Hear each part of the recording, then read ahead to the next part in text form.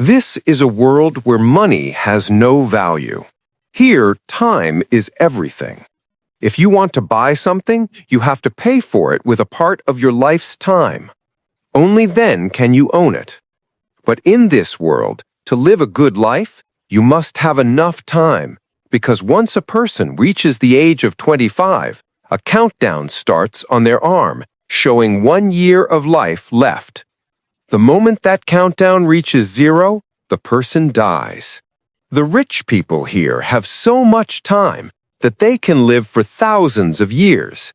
They have created their own world where they live in peace and luxury. But on the other hand, the poor people living in the ghetto have to work day and night to earn time. Otherwise, their lives will end. Among those poor people lived a young man named Will, whose clock showed only a few hours left. Will lived with his mother. Since age stops at 25, his mother looked very young, even though she was 50. Today was her 50th birthday. Will had worked overtime the previous night to buy a bottle of champagne for her birthday celebration. Seeing that, his mother became very happy. She told Will that she wanted to see her grandchildren and asked why he didn't date any girl. Will smiled and replied, "Who has time for all that?" His mother then told him that the electricity bill and bank loan were due the next day, otherwise they would be fined. She said she would go and pay everything by tomorrow evening. "I only have 3 days left," she said, "and paying off these bills will use almost all my time. So please wait for me at the bus stop tomorrow evening before my time runs out. I'll transfer some time to you." Will agreed and said he would be there. Before leaving, his mother touched Will's hand and transferred 30 minutes of her life into his, so that he could buy himself a good breakfast. Then both of them left for work. On the way, a little girl approached Will, handed him a capsule, and asked for some of his time. Smiling, Will gave her 5 minutes of his life through the capsule, and she left happily.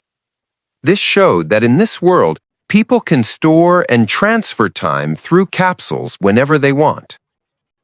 After that, Will reached the factory where he worked. Before starting, he went to get a coffee, but noticed that everything's price had doubled overnight. The coffee that once cost 2 minutes now cost 4. Prices could be raised any time without warning. Will found this very unfair. Reluctantly, he paid 4 minutes of his life for the coffee and started his shift. After a full day of hard work, Will went to a bar with his friend at night. His friend was a drunkard who always stayed intoxicated. He pointed out a man at the bar, saying, "That guy is buying drinks for everyone. He must have a lot of time." When Will looked at the man's clock, he was shocked. The man had 116 years left. Will realized this man was from Greenwich City, because in the ghetto, no one had more than 2 days of time. Will went to the man and warned him, "You shouldn't be here. Thieves might kill you and steal your time." But the man ignored him and kept drinking. Just then, a gangster named Fortis entered the bar with his crew. Seeing him, everyone ran away. Fortis was one of the most feared thugs in the city. He and his gang robbed people of their time. Will's friend tried to drag him out, but Will refused and hid in a corner to watch. Fortis challenged the rich man to a time fight, an arm wrestling match, where whoever's arm went down first would start losing time, which would transfer to the opponent. The loser would die, and the winner would absorb all his time. Fortis said, "Are you ready?" The rich man replied, "I've been drinking too much. Give me a little time to prepare." Fortis smirked and agreed, sending one of his men to watch him so he couldn't escape. Shocked, Will asked what he meant. Henry said, "Haven't you ever wondered why there are different time zones? Why are prices and taxes suddenly raised in your ghetto zones? It's all done deliberately, to keep the poor dying, so the rich in Greenwich can keep benefiting. The system is designed that way." "Think about it," Henry continued. People in Greenwich have thousands of years to live, while you people in the ghettos struggle daily just to survive. They don't want to give you more time. They want you to work endlessly for them. By raising costs, they force you to spend your time faster. Their every single day of life is built on the deaths of the poor. And I can't live a life that depends on someone else's death, Henry said. Hearing this, Will realized Henry was a good-hearted man. Henry then asked Will, "If you had as much time as I do, what would you do?" Will smiled and said, "First of all, I'd stop checking the time every minute." Because Will, having only 18 hours left, constantly kept an eye on his clock in fear that it might run out any time. "My mom works so hard to take care of us," Will said. "If I had your amount of time, I'd buy her a nice house in Greenwich City and we'd live there happily." Then Will added, "We should stay here tonight. By morning, the danger will pass. Then you can go home." Both went to sleep. The next morning, Henry woke up early while Will was still asleep.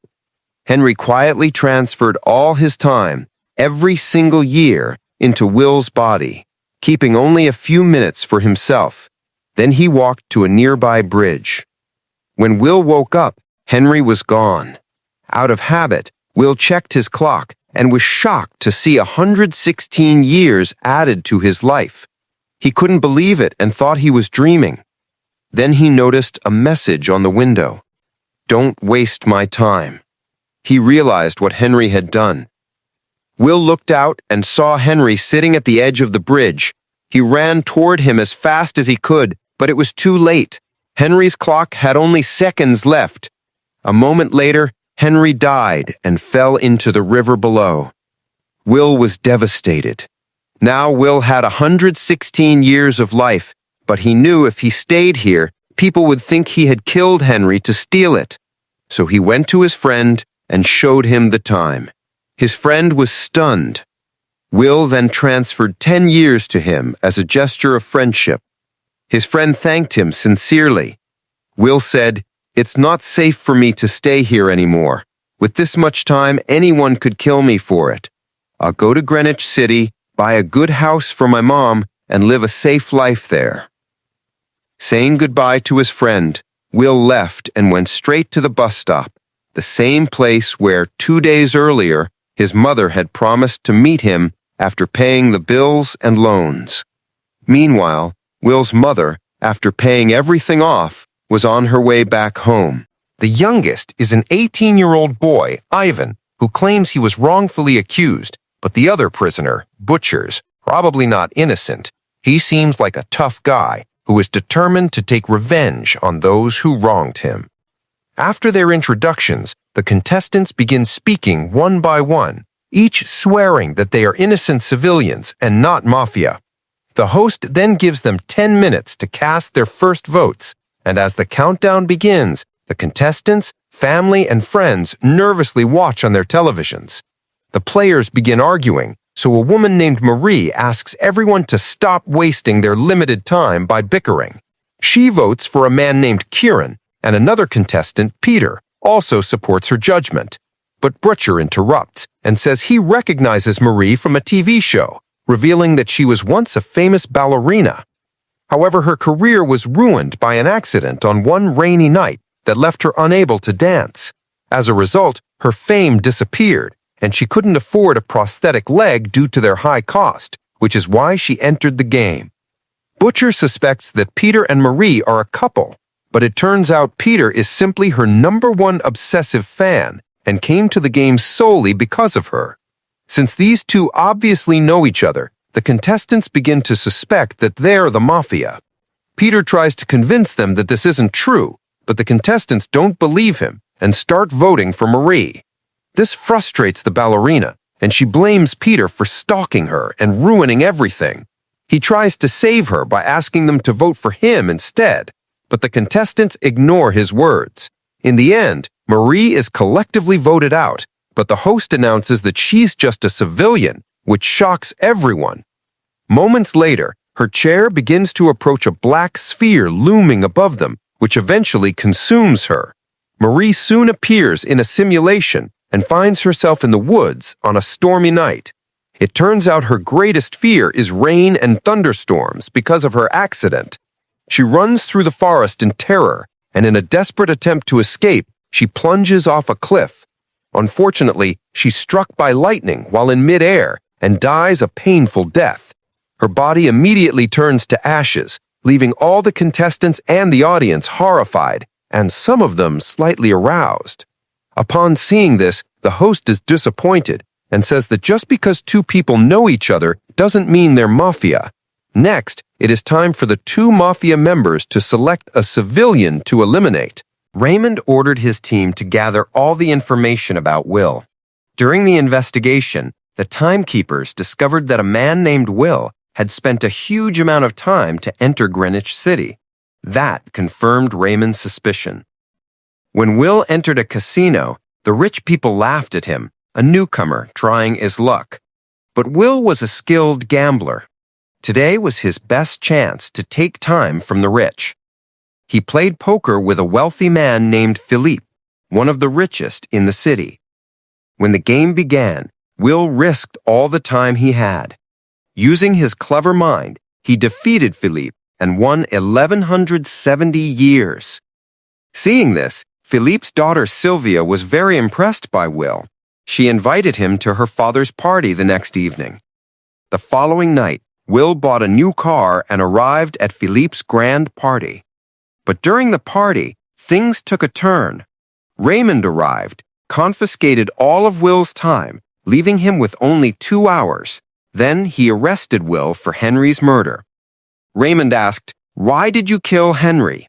Will replied, "I didn't kill him. He gave me 1,116 years and then took his own life." But Raymond didn't believe him. Will realized that Raymond was framing him and he'd be imprisoned for life. So he looked for a chance to escape. Despite having very little left, Will gave Sylvia some of his minutes so their time would be equal again.